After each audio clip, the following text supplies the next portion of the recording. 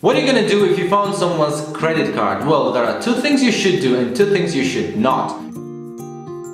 You can use that card, right? Now, the most important thing what you should not do with someone's card is try to use it, because that is counted as a fraud, and if you don't want to be arrested, then don't even think of using someone's details from someone's card.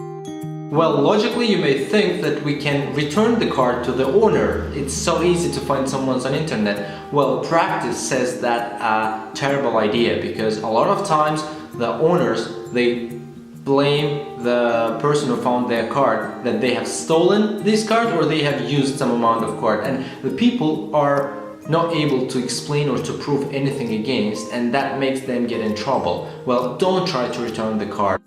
The only thing what you should do is call the bank. The call center number of the bank is always on the back side of the card. So you call the bank, tell them the number, tell that you found it, so they will contact the owner of the card and disable that card.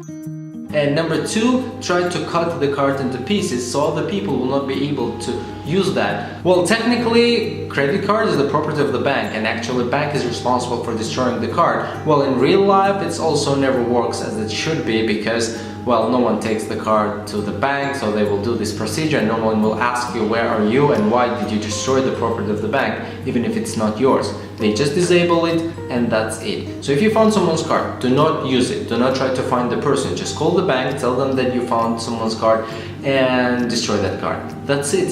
Thank you. Bye-bye.